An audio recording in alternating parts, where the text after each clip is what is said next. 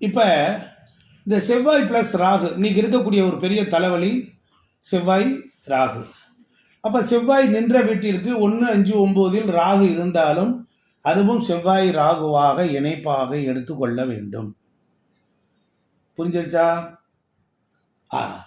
இப்போ செவ்வாய் ராகு நட்சத்திரத்தில் நிற்கிறது, அதாவது திருவாதிரை, சுவாதி, சதயம், இந்த 3 நட்சத்திரத்தில் இருக்கிறது. புரியுதுங்களா? இதுவும் செவ்வாய் ராகுவோட சேர்க்கையாகத்தான் எடுத்துக்கொள்ளணும். எப்பொழுதுமே நல்லா கவனிச்சுக்கணும். காலபுருஷ தத்துவத்தில் இப்போ செவ்வாயினுடைய வீடுகள் எது? செவ்வாயினுடைய வீடுகள் மேசமும் விருச்சிகமும். அந்த வீட்டில் செவ்வாய் தான் அதிபதி. அதுக்குள்ள இருக்கக்கூடிய நட்சத்திரம் அஸ்வினி, கேது. அப்போ செவ்வாய் கேது எடுத்துக்கணும். அதுக்கப்புறம் செவ்வாய் சுக்கிரன் பரணி எடுத்துக்கணும். அதுக்கப்புறம் செவ்வாய் சூரியன் எடுத்துக்கணும். இப்போ ஒரு வீட்டில் அதனுடைய திரிகோண நட்சத்திரங்களில் ஒரே மாதிரியான அமைப்புகள் வரும். அதில் சூரியன் என்பது அந்த திரிகோணாதிபதியினுடைய தொடர்பு. நல்லா கவனிச்சுக்கணும். நல்லா கவனிச்சுக்கணும். மேசத்தில் செவ்வாயோட வீடு, மேசம் செவ்வாயினுடைய வீடு. செவ்வாய் வீட்டில் அங்கே ஒரு கேது என்கிற ஒரு கர்மா இருக்கிறது. கேது என்பது ஒரு கர்மாவை வெளிப்படுத்தக்கூடியது. அங்கே ஒரு தடை இருக்கு, ஒரு பிரேக் இருக்கு, அங்க ஒரு பிரேக் இருக்கு. புரியுதா? அப்ப செவ்வாய் கேதுவும் மேசத்திலே இருக்கு, செவ்வாய் சுக்கிரன் மேசத்திலே இருக்கு, செவ்வாய் சூரியன் அங்கே இருக்கு. அப்ப செவ்வாய் சூரியன் வந்தா மேசராசிக்காரங்க ஒரு விஷயத்தை பெர்ஃபெக்ஷனா செயல்படுவாங்க அப்படின்னு நம்ம எடுத்துக்கலாம். இப்ப நாம சப்ஜெக்ட் செவ்வாய் ராகு. அப்ப செவ்வாய் ராகு நட்சத்திரத்தில் நிக்குதுன்னா திருவாதிரையில போய் செவ்வாய் ராகு நட்சத்திரம் இருக்கிற திருவாதிரைன்னு வச்சுக்கோங்க, அங்க செவ்வாய் ராகுவா எடுத்துக்கணும். சுவாதியில செவ்வாய் நிற்கிறார், அங்க செவ்வாய் ராகுவாக எடுத்துக்கணும். இப்ப சதயத்துல அங்க செவ்வாய் ராகு. நீங்க நட்சத்திரங்கள் எல்லாமே கிரகமாக எடுத்துக்கொண்டால்தான் நீங்க பலன் அப்ளை பண்ண முடியும். இப்ப ஒரு சொல்லிட்டே வரேன் பாருங்க. இப்ப செவ்வாய் ராகு ஒரு முக்கியமான கிரக சேர்க்கை. ஒரு கிரகம் தனிச்சிருக்கும், தனித்த குணநலன்களோடு இருக்கும். அது எந்த கிரகத்தோடு சேருதோ அதற்கு தக்கபடி கலவையான பலன்கள், கலவையான குணங்கள், மாறுபட்ட சிந்தனைகள், இவைகள் எல்லாம் அதற்கு வந்துடும். இப்ப பாருங்க, செவ்வாய் ராகு அப்படின்னு வந்தாலே முதல் ஒரு விஷயம், செவ்வாய்னா ஒரு நெருப்பு கிரகம், ஒரு வேகமா இருக்கும். ராகு வேகமா இருக்கும். அப்ப இந்த செவ்வாய் ராகுலாம் பாருங்க வேகமா சாப்பிடுவான், எதை எடுத்தாலும் வேகமா செயல்படணும், எல்லா வேலையும் டக்கு டக்கு டக்கு டக்குன்னு நடக்கணும். இப்படி ஒரு குணங்கள் ஒருத்தருக்கு வருது அப்படின்னா அவங்க செவ்வாய் ராகுனுடைய காம்பினேஷன்ல உள்ள வராங்க அப்படின்னு எடுத்துக்கணும். இப்ப இது ஒரு ஜாதகத்துல செவ்வாய் ராகு இருக்கு. இது யாரை பாதிக்கும்? ஆண்களை விட பெண்களுக்கு பாதிப்பு அதிகம் அப்படின்னு நம்ம ஜோசியர்கள் தெரிஞ்சுக்கணும். இப்ப பெண்களுக்கு செவ்வாய் இருந்தா என்ன பண்ணும்? இதே தான், கோபம் இருக்கும், வேகம் இருக்கும், அவங்களுக்கு ஈகோ இருக்கும், அவங்க கௌரவம் பார்ப்பாங்க, அவங்க வைராக்கியமா இருப்பாங்க. இதுக்கெல்லாம் அதிபதி செவ்வாய். கோபம், வேகம், ஈகோ, கௌரவம், வைராக்கியம், இதுக்கெல்லாம் அதிபதி செவ்வாய். சரி, செவ்வாயுடன் எரியில நெருப்புல எண்ணெயை ஊத்துறோம்னு வச்சுக்கோங்க, யாரு ஊத்துக்கிற மாதிரி இருக்கும் ராகு. எப்படி இருக்கும்? எரியிற நெருப்புல எண்ணெயை ஊத்துறது மாதிரி இருப்பது தான் ராகு. அப்ப செவ்வாய்னா கணவர். நல்லா கவனிச்சுக்கணும், பிரிச்சு பிரிச்சு படிக்கணும். செவ்வாய்னா கணவர், ராகு என்றால் வெட்டுபவர். ராகுனா வெட்டுபவர். இப்ப ராகு எங்க நிற்குதோ அதோடைய 3ஆம் இடத்துல ஒரு வெட்டு விழுகும். நாம அந்த வெட்டுகின்ற இடம் பாதிப்படைவதனால்தான் அது ராகுக்கு இந்த பார்வை 3, 7, 11 பார்வை அப்படின்னு நம்ம சொல்றோம். ஆக்சுவலா பார்வை கிடையாது, உருவமே கிரகமே இல்லையே, அது சாயா கிரகமாச்சே, நிழல் கிரகமாச்சே, அதுக்கு எப்படி பார்வை இருக்கும்? நீங்க கேட்கலாம்ல, லாஜிக் கேட்கலாம்ல. அப்ப வெட்டுதல், அந்த பாவத்தை செயல்பட விடாமல் தடுத்தல் அப்படிங்கிற கான்செப்ட் தான் இங்க இருக்கக்கூடியது. அப்ப எழுதுறீங்களா? வேடிக்கை பார்த்துக்கிட்டு இருக்கீங்களா? அண்ணா வணக்கம் வணக்கம் நமஸ்காரம். ஏதோ தெரிஞ்ச குரல் மாதிரி கேட்குது. வணக்கம்ண்ணே. நமஸ்காரம் நமஸ்காரம் நமஸ்காரம். சொல்லுங்க. ஆ சிவசிவா சிவசிவா சிவசிவா. நல்லது நல்லது நல்லது. நல்லது. அப்போ செவ்வாய் என்றால் பாருங்க, இப்போ செவ்வாய் ராகு அப்படின்னு பார்க்கும்போது எனக்காக என் கணவர் நேரம் ஒதுக்கலை அப்படின்னு மன உளைச்சலுக்கு ஆளான பெண்கள் ஜாதகத்தில் எல்லாம் இந்த செவ்வாய் ராகு இருக்கும்.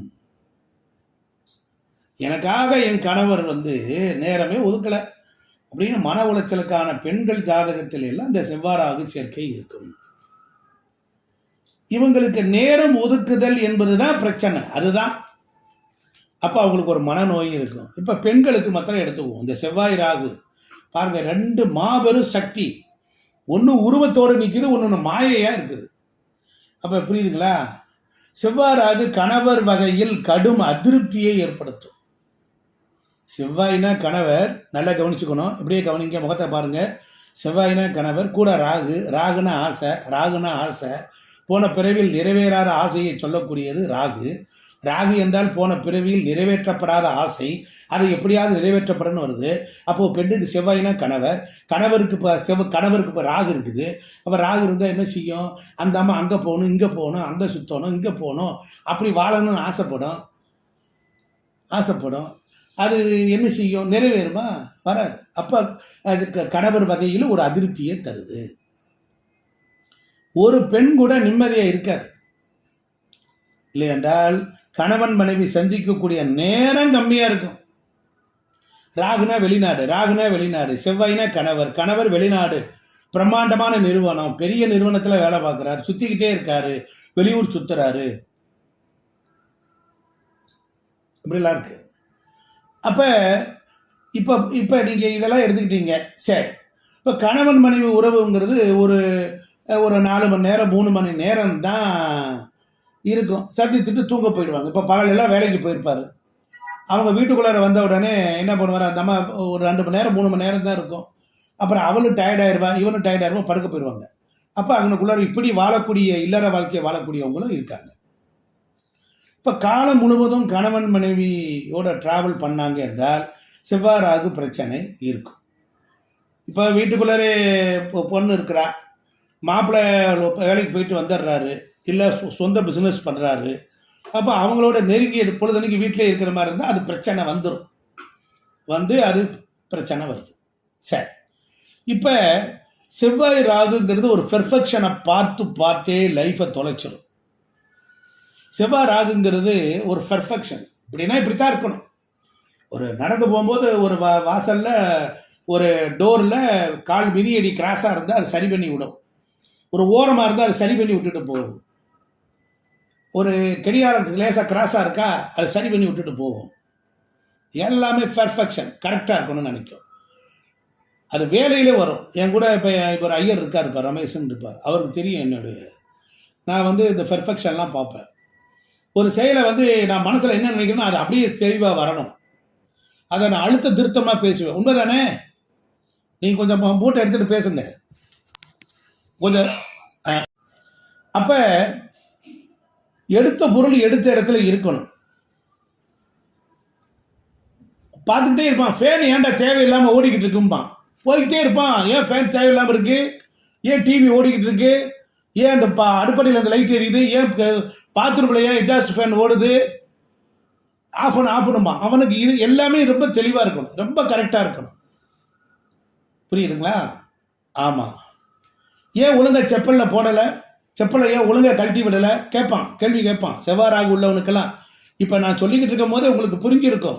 எங்கள் வீட்டில் என் தம்பி சொல்லுவான், எங்கள் அண்ணன், என் வீட்டுக்காரி சொல்லுவா, எங்கள் அப்பா சொல்லுவார், எங்கள் தாத்தாவுக்கு பிடிக்காது. எடுத்த பொருளை எடுத்த இடத்துல வைக்கணும். கேட்டை ஏன்டா வேகமாக சாத்தினேன் அப்படி கேட்பாங்க. டம்முன்னு அடிப்பாங்க. ஏன் வேகமாக சாத்தினேன்? மெதுவாக சாத்து. ஏன் டைத்துக்கு வரலை கேட்பாங்க. செவ்வாய் ராகு பெர்ஃபெக்ஷன். இப்போ செவ்வாய் ராகு மோசமானவன் சொல்ல முடியுமா? சொல்ல முடியாது இல்லையா? 99%, ஏன் 100%, 100% கரெக்டாக இருக்கணும் என்பது செவ்வாய் ராகு. எப்படி இருக்கு சங்கீதம்மா? எப்படி இருக்கு? ஆ ம் ஆ ஆ ஆமாம், கவனிச்சுட்டே வாங்க. நல்லா இருக்கு. நீங்க பாருங்க, ஜோதிடம் இது வரைக்கும் சும்மா கெட்ட கெட்டதா சொல்லி பிரயோஜனம் இல்லை. ஜோதிடம் மகா எளிமை, மகா அற்புதம், மகா இனிமை. இதெல்லாம் வான்வழி வந்த சிந்தனை. இப்ப நான் இப்படித்தான், சில பேர் சொல்லுவேன், நான் இப்படித்தாண்ட ஸ்ட்ரெயிட் ஃபார்வேர்டு பர்ஃபெக்ஷனாக வாழக்கூடிய ஸ்டைல் செவ்வாறாது. இஷ்டம்னா இரு, போயிட்டே இரு. நான் அப்படியே பேசுவேன், யாகசாலையில் உட்காந்துருப்பேன், கரெக்டாக நடக்கணும். ஏட்டி மூட்டி பண்ணி இந்த மாதிரி இருக்கிறது கிளம்புல பைய தூக்கிட்டு கிளம்பு, போட நான் பார்த்துக்கிறேன் அப்படின்பேன். சொல்லியிருக்கேன், வாழ்ந்து காட்டியிருக்கிறேன், வாழ்ந்து காட்டிட்டேன். இனிமேல் போய் நான் வாழணும்னு அவசியம் இல்லை.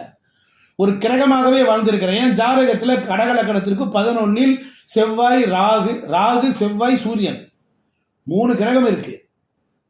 அப்ப நான் எப்படி இருந்திருப்பேன்? 2ஆம் இடம் பேச்சு 11 போய் இருக்குது. செவ்வாய் ராகுடன் இணைப்பு காலபுருஷத்துக்கு 2ஆம் இடத்துல வருது. அந்த கனெக்ஷன். அப்ப பேச்சு எப்படி இருக்கும்? ரொம்ப ரொம்ப ஹார்ஷா பேசுவேன். சொல்றேன். அப்ப ஒரு டைம் டேபிள் போட்டு வேலை செய்பவர்கள் எல்லாம் ஒரு டைம் டேபிள் போட்டு தான் வேலை வைப்பாங்க. நான் அப்படிதான் சொல்லுவேன், டைம் டேபிள் போட்டு. இப்ப பெண்கள் மாமியார் மாமனார் நாத்தனார் இவர்களுடன் பிரச்சனை வரும். பெண் ஜாதகத்தில் செவ்வாய் ராகு இருந்தால் மாமியார் மாமனார் நாத்தனார் இவருடன் பிரச்சனை. இப்ப பெண் ஜாதகத்தில் இந்த செவ்வாய் ராகு இவங்களுக்கு பிரச்சனையே என்ன என்றால் முன்கோபம், மைனஸை பாருங்க, perfection, cut and right, ego, கௌரவம், கர்வம், எல்லா விஷயங்களும் தனக்கு அத்துபடி என்கிற ஒரு அலாதி நிலையில் தன்னுடைய குணத்தின் வாயிலாக, தன்னுடைய அருமை பெருமையின் வாயிலாக தனக்குள் தானே ஒரு கர்வம் பொங்கிக் கொண்டே இருக்கும். கர்வம் உங்களுக்கு வந்துடும். அப்புறம் சொல்லும் விதம் தான் இவங்கள்ட்ட கோபமா இருக்கும். நல்லா கவனிச்சு பாருங்க என் அருமை சகோதர சகோதரிகளை. இவங்க இந்த செவ்வாய் ராகுனுடைய கேரக்டரை பார்த்தீங்கன்னா சொல்ற விதம் தான் கோபமா முரட்டுத்தனமா இருக்கும். ஆனா அடுத்தவர்களுக்கு வெறுப்பை ஏற்படுத்தும். இப்படி சொல்றனால அடுத்தவங்களுக்கு வெறுப்பை ஏற்படுத்தும். சொல்ற விதம், பேசுற விதம் தான் மோசமானது. ஆனா சொல்ற விதம் அவங்களுக்கு சொல்ல தெரியாது. இப்படி சொல்ல தெரியாமலேயே பல பேரை நான் இழந்திருக்கிறேன். என்னடெல்லாம் என்னை போய் எங்கேயாவது கோயில் கும்பாஷம், நான் ஒரு கோயில் கும்பாஷம் பண்ணியிருக்கேன். அந்த ஐயர் ரொம்ப கோபமானவர், ஒரு கருத்தை ஒரு கடுக்கம் போட்டவர், ரொம்ப கோபுகிறார், ஏதோ அங்கனே கத்துவார். ஏன் கிரகம் அப்படி என்னை இயக்கியது. ஆனால் அதுக்கப்புறமேல் நான் தனிமையில் நினைச்சு வருந்தினேன். ஆனால் மீண்டும் அந்த சந்தர்ப்பங்கள் நமக்கு கிடைக்காது. அப்போ ஒரு மனிதனுடைய வாழ்க்கையிலிருந்து கிரகங்கள் அவனை எப்படி பாடாய்படுத்துகிறது பாருங்க. இவங்க எல்லாம் நாவினால, வார்த்தையால் ஒருவரை கொல்லக்கூடிய ஆற்றல் உண்டு. செவ்வாய் ராகு பேசினான்னு வச்சுக்கோங்க, ஒருத்தனை பேசியே கொன்னே விடுவான். அப்படி பேசுவான். அவன் உயிர் துடிதுடிச்சு சாகிற மாதிரி பேசுவான். ஆயுதமெல்லாம் இவங்களுக்கு தேவையில்லை, பேசினாலே போதும். கேட்கிறவங்களுக்கெல்லாம் செத்து போலாம் போல தோணும். கோபப்பட்டு கரெக்டாக இரு என்று சொல்லி மற்றவர்களின் அன்பை இழக்க தயாரானவர்கள். ஆனால் நிறைய பேருடைய அன்பு இல்லாமல் போச்சு. அன்பை இழந்து ஒரு காலத்தில் யாருமே இவர்களை சுற்றி இருக்க மாட்டார்கள். அன்பை இழந்து இவர்கள் ஒரு காலத்தில் இவர்களை சுற்றி யாரும் இருக்க மாட்டாங்க. உறவுகளுக்கும் நண்பர்களுக்கும் அள்ளி கொடுப்பாங்க. ஆனால் அதெல்லாம் அவன் கண்டுக்க மாட்டான். அள்ளி கொடுப்பார்கள், நிறைய உதவி செய்வார்கள். உதவி பெற்றவர்கள் இவர்களை முதுகில் குத்துவார்கள்.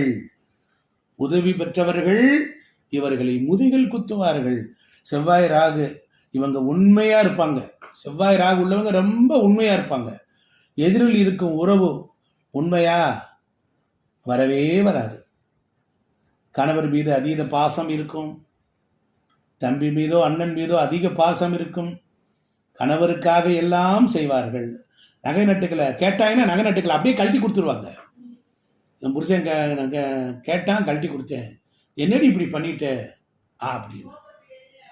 அப்ப ஏமாந்து சண்டை சச்சரவு உனக்காக எல்லாவற்றையும் இழந்தேனே என்று சொல்லி காட்டி அப்புறம்தான் பிரச்சனை, அப்புறம்தான் பிரிவு, இதெல்லாம் வரும். இவங்கள் வாழ்க்கையில பற்கள்ல பிரச்சனை வரும். பல்லு கூச்சமடையும், பல்லு உடையுதல், அலைவரிசையெல்லாம் மாறி ஏட்டிக்கு முட்டியா இருக்கும். செவ்வாய் என்பது மாங்கல்யம், ராகு என்பது கத்திரி. மாங்கல்யம் கலண்டுருச்சு, நூல் விட்டுருச்சு என்பதெல்லாம் செவ்வாய் ராகு தான். இந்த செவ்வாய் ராகு சேர்க்கை உள்ளவர்கள் எங்கு வாழ்ந்தாலும் அவங்க குடும்பத்தில் வாஸ்து தோஷத்தோடு தான் வாழ முடியும். பக்கத்தில் பாருங்க, ஒரு குழந்தை இல்லாதவர்கள் குடியிருப்பாங்க. குடும்பத்துக்குள்ளேயே ஒரு குழந்தை இல்லாதவங்க இருப்பாங்க. பக்கத்தில் பார்த்தீங்கன்னா கணவனை இழந்தவர்கள், கணவனை விட்டு பிரிந்தவர்கள், தனியாக இருக்கிறவங்க இருப்பாங்க. பக்கத்தில் ஒரு காளிமனை இருந்துக்கிட்டே இருக்கும். இந்த கிரக சேர்க்கை வாழும்போது கூட நம்ம இப்படித்தான் வாழ வைக்கும். பக்கத்தில் ஒரு கரண்ட் கம்ப மரம் இருக்கும். அந்த ஈபி அவங்க வீட்டில் தீராத தலைவலி இருக்கும். எல்லா வீட்லேயும் கரண்ட் இருக்கும், இங்கே மட்டும் கரண்ட் இருக்காது. இந்த அம்மா கத்துறதுக்கு தகுந்த மாதிரி கரண்டும் போயிடும். போராட்டம். குடும்பத்தை எப்படியாவது நடத்திவிட வேண்டும், 4 பேருக்கு முன்னால் எப்படியாவது முன்னுக்கு கொண்டு வரணும்னு நினச்சி போராடி மீண்டு வந்துடுவாங்க. செவ்வாய் ராகு, செவ்வாய் கேது பஞ்சாயத்து ஜாதகம். இவங்களுக்காக பஞ்சாயத்து பண்ணி பண்ணி பண்ணி பெற்றவங்க ஓய்ந்து போயிடுவாங்க. புரிஞ்சிக்க மாட்டாங்க. டென்ஷன், அந்த டார்ச்சரோடு தான் வாழ்வாங்க. இந்த அளவிலே செவ்வாய் ராகு பெண்களை எப்படி பாதிக்கிறது என்பதை பற்றி பார்த்தோம். வாழ்க வளமுடன், வாழ்க வையகம்.